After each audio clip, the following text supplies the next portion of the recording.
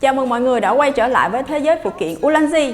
Ở những video trước thì mình đã mang đến cho các bạn những chiếc đèn LED dành riêng cho smartphone. Thì ngày hôm nay mình sẽ mang đến cho các bạn những chiếc đèn LED dành cho tín đồ sử dụng laptop. Bây giờ thì hãy cùng mình xem bên trong sản phẩm có gì thú vị nha.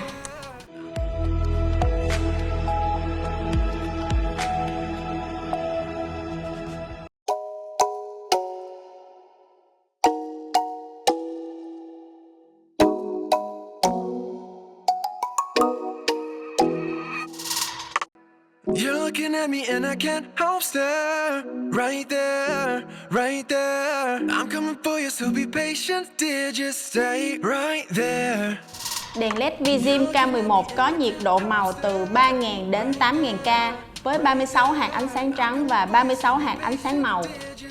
Phía sau phần thân đèn sẽ có một cổng sạc Type-C, nút tăng giảm ánh sáng, nút mode để có thể điều chỉnh ánh sáng ấm và ánh sáng lạnh, nút tắt và mở nguồn của đèn LED Vijim K11.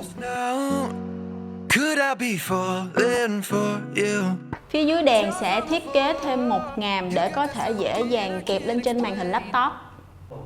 Ngoài ra đi kèm với bộ sản phẩm sẽ có một chân tripod với đầu ball head có thể xoay 360 độ và chiều cao tripod có thể kéo dài lên đến 15 cm.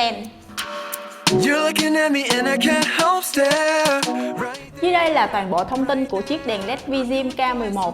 Theo cá nhân mình thấy thì đèn khá nhỏ gọn và dễ dàng sử dụng, phù hợp với nhu cầu của nhiều người. Ngoài ra cần thêm thông tin gì thì các bạn để lại comment bên dưới nha. Bây giờ thì xin chào và hẹn gặp lại các bạn ở những sản phẩm tiếp theo. Bye!